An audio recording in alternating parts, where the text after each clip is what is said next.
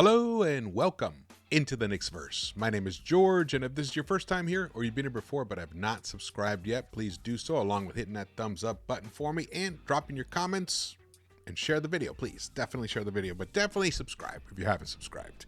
We're trying to get to 10,000 by the end of the season. We're just about to get to 7,600, so it'd be awesome to do that.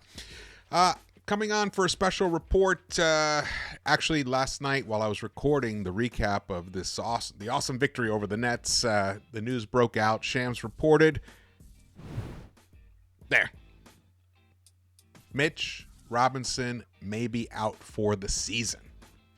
And they've applied for a DPE, per sources. It's unfortunate. The lead of the article said the New York Knicks have applied to the NBA for a disabled player exception worth $7.8 million as the franchise project center Mitchell Robinson will miss the rest of the season, league sources said Wednesday. Now, Ian also reported that it's not definite that he'll miss the season, but it looks like, once they've applied for it, it kind of means that they really believe that it will go that way. And I gotta say, I'm devastated, honestly, because of this. Mitch is one of my favorite players. I was there for his first game ever in a Knicks uniform in Summer League, and I just had a feeling this guy was going to be a tremendous player. And he, right now, was one of the leading candidates to be on the all-defensive team. From a center's point of view, and the guy barely has an offensive game at all, but his impact on the team is just, it cannot be measured, honestly. So this is a big bummer, and he's devastated himself. He thanks to I believe this was New York Basketball, they got a screen grab of his Snapchat. This is what he has snapped, I guess this morning. Yeah, I guess it was this morning. I just don't get it. I do everything I'm asking when it comes to my body, and this shit still happens. Like, what the fuck? Another year, another disappointment. I'm with you, man. I feel it. I know it's not the same. I know this is your life, but as a fan, it's tough.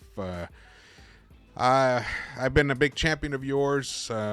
Really believe in Mitch Robinson as being an impact player in this league, and this year he really showed that. Sometimes he guards three guys at one time. That's how big he is. That's how effective he's using his wingspan, and how savvy he's become as a defender. He's going to be sorely missed. So the question becomes, what now, Knicks? What now? What should the Knicks do now that Mitch Robinson is out for the season? Well, before I get to some recommendations of some centers that might be available for the Knicks, either to replace him or to back up Hartenstein, who could continue as the starter, which I'm fine with that as well. But we need some more length on this team. We need some size. We need someone who can eat up, get fouls, basically. What happens if Hartenstein ends up in foul trouble? What happens if Sims, it takes him even longer to come back? And even Sims has struggled a bit, especially when he starts, he's starting against, the best centers of the league. And that's a tough ask for someone who barely has played much this season. So, and then we signed Taj Gibson. Nice addition. I love Taj. He's great. He's an incredibly positive person. His presence in the locker room cannot be measured, just the same way Mitch Robinson can't be measured, missing from this team. So he's a nice addition, but he's not an answer, really. Come on. This team right now is fifth in the East with a 16-11 record. And just half a game behind the Orlando Magic in fourth. We would be in fourth place right now. If the Magic loses the next game and we win the next game, right there, we're in fourth place, which is exactly where the Knicks should be. But doing this, staying at this level without the presence of Mitch Robinson, who is the top offensive rebounder in the NBA, the guy who has more putbacks than, I can even count. He is just... that absence is going to be huge. So how do you overcome it? We'll get to that. This is right now currently with how the Knicks rank in the NBA as a team as of today. Their offensive ranking, they are 16th So right in the middle. They're averaging 114.7 points per game. Well, they're averaging 114 points per game. Yeah. And the defensive rank, 8th. They rank 8th. They're allowing 111.4 points per game. So 8th is pretty good. Pretty good. They were once up there, up like 2nd, 3rd, but they've dropped to 8th right now. Actually, we had dropped even further, and now we're regaining it with a couple of good defensive efforts against the Lakers and against the Nets. So the points differential, they're right there 8th. You have to be at least in the top 10. You have to be at least in the top 10 of one of the top 2 to be considered anything. And then, of course, your points differential should be in the top 10, and they are a plus 3.3. They've been up as high as, plus 6, plus 4.7. It's dropping as the season goes on, as things tends to happen. Right now, plus 3.3. That's a very legitimate number right there. Their rebound rank, they are 5th right now currently in the NBA. Overall rebounds, 45.8 rebounds per game is what they're averaging. And their defensive rebound rank is 18th. So they're not a great defensive rebounding team.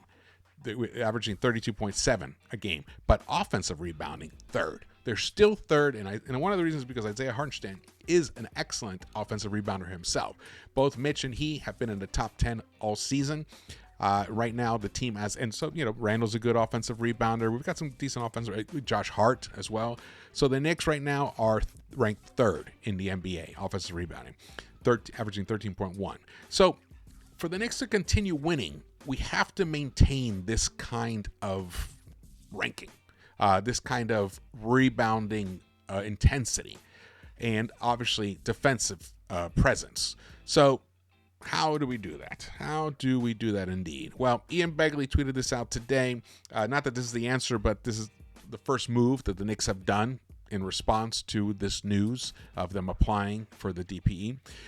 Westchester Knicks center, I might totally butcher this name, Dimitro Skapinstev, I think I said it correctly, is among big men on New York Knicks' radar as they consider adding front court depth in the wake of injuries to Mitchell Robinson and Jericho Sims. Isaiah Hartenstein and Taj Gibson are Knicks' healthy centers at the moment. All right, well, let's get to something interesting. Here we go. Who should Knicks get? All right, here's my rationale for this.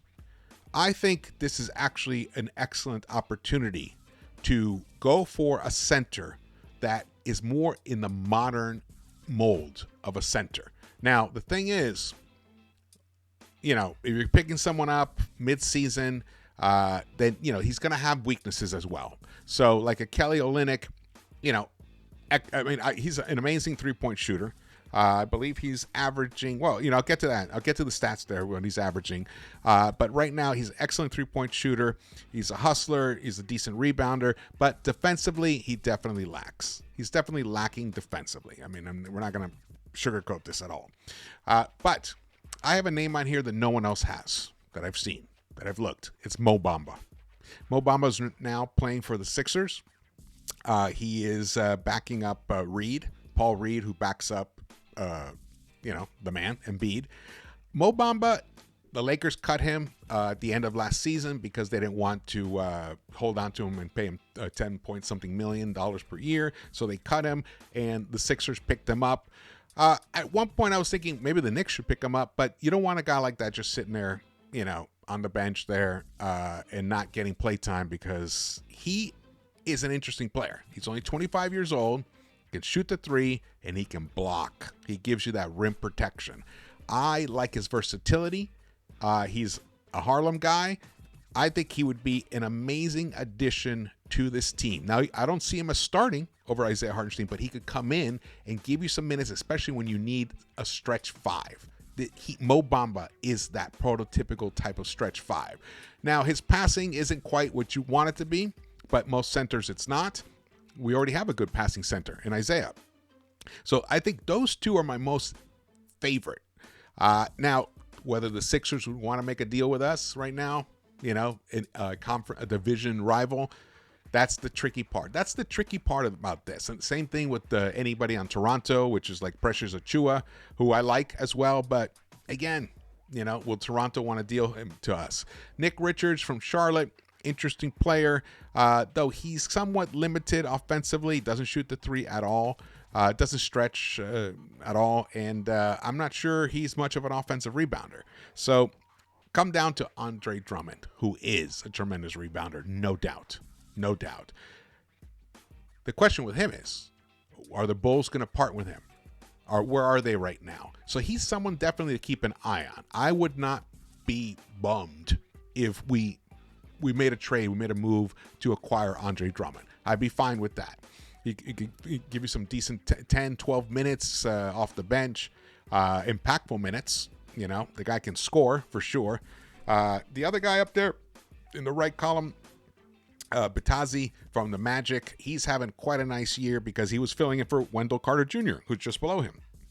The reason I have both those on there is because when Carter Jr. starts getting healthy, it's like Batazi might become available or Wendell Carter Jr. might become available. The Magic can't hold on to both, or they can, I guess, but if they want to, but they might be willing to trade. Now, the problem with Wendell Carter Jr., who I like very much as well, who was also there at Summer League when I first saw him play and saw his whole family and stuff, the really good peeps, he gets injured a lot. So that's a problem, Bismack Biyombo, nice player. The Knicks could probably get him, but he's up there, getting up there in age, but he's an interesting player. He kind of reminds me a bit of a bit of a Taj, just a younger Taj. So that's not a bad thing, though he doesn't have the game that Taj has. So I take that back actually. And then former Knick, Nerlens Noel. The man can't catch a pass for his life, but he sure can swat passes. He sure can swat shots. So he can block. We know that. He knows how to position himself on the floor defensively. Though when he last played with the Knicks, I wasn't that impressed with his defense by the end of it. So I'm not sure he's really that much of an addition. He's literally would just be there to eat up minutes in case somebody got hurt in a game, or they got into foul trouble or got thrown out of the game for techs or whatever. JaVale McGee, I just put his name on here because people have been mentioning him. I'm on the fence about him. I think he'd be a nice addition, but not sure if he's actually the rebounder anymore that we need him to be. Now, let's get into a little further here. Let's go to, here we go. Now you can see this larger.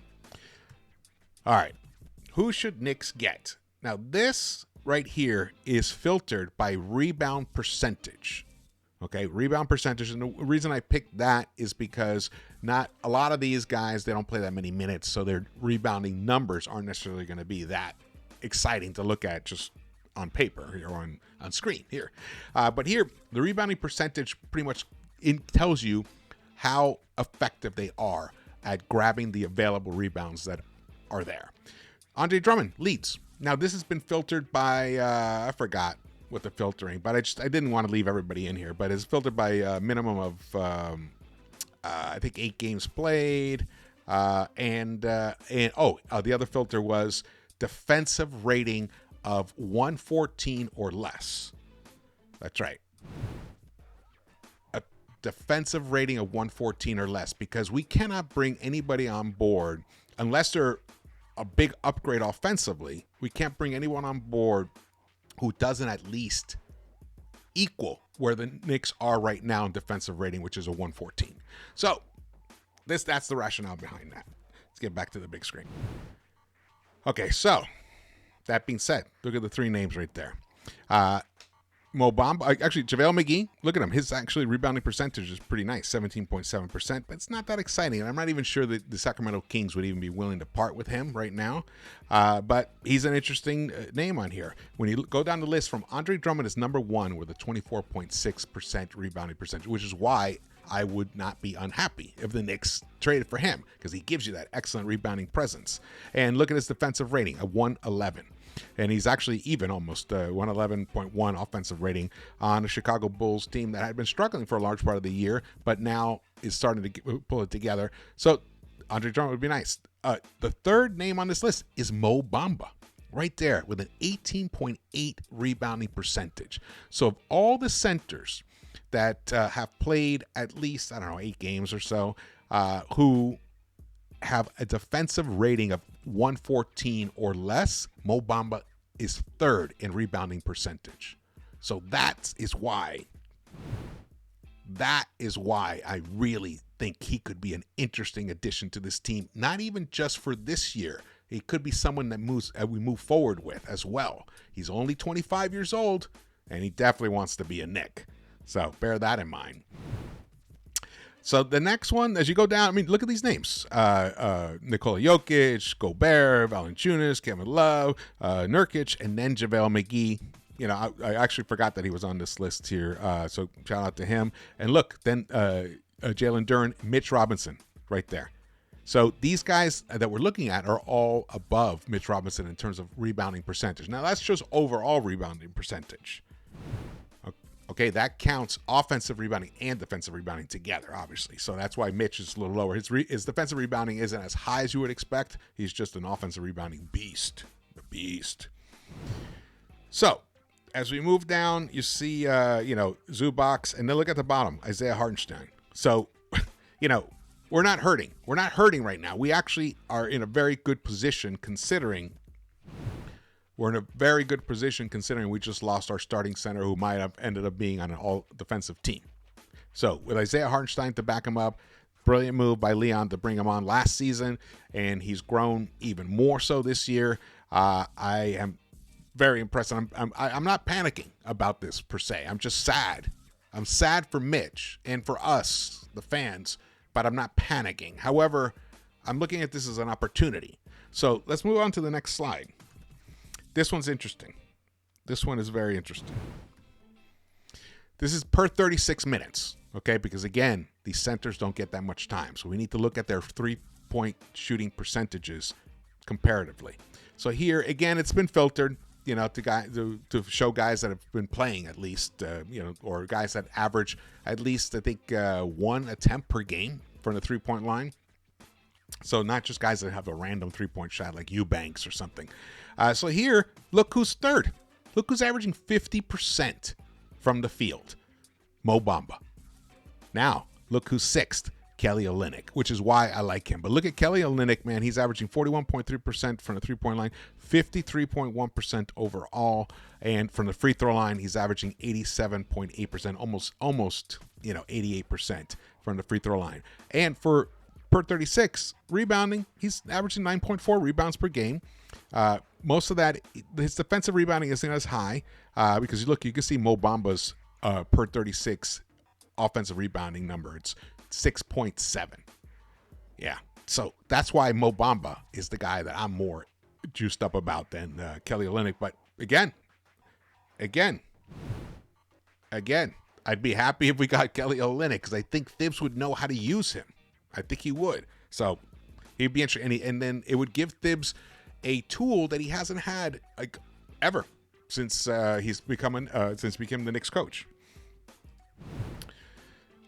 Then down at the bottom is Isaiah Stewart, who I did not put on the list. I just there's too many rumors out there about Detroit and then doing some packages and stuff. He is only 22 years old.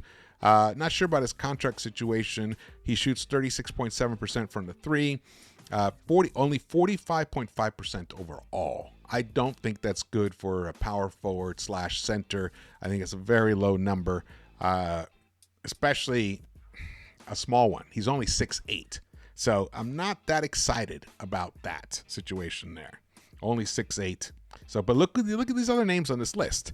Karl Anthony Towns, Dario Saric, John Collins, Olivier Sarr, Domantas Sabonis, Naz Reid, Valanciunas, Markkanen, Chet Holmgren, who is going to be Rookie of the Year, Kevin Love, who's been doing this for his whole career, and then Isaiah Stewart down there. So Kelly Olynyk and Mo Bamba seem to be the guys for the Knicks.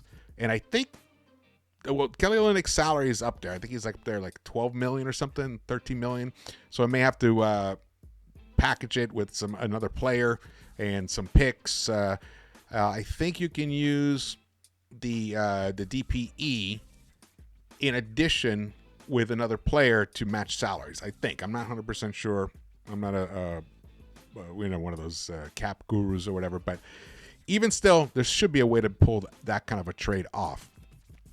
Negative, again, is dealing with Danny Ainge. So, which he's difficult to deal with. But he makes trades. He's willing to make trades. So let's see. Let's see how this goes. This is an unfortunate time. Unfortunate time for Mitch and the fans and everything. But it's also an opportunity for the Knicks to turn their team to bring an element to their team that they've been lacking for a long time, which is a stretch five. This is the time to do it. I hope Leon gets on it. And I hope it happens sooner than later.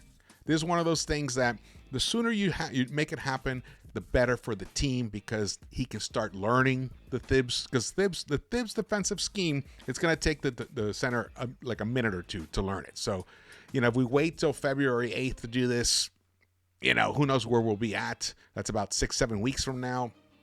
Let's do it. Let's get on it. Let's make this happen. How about a Christmas gift for the fans?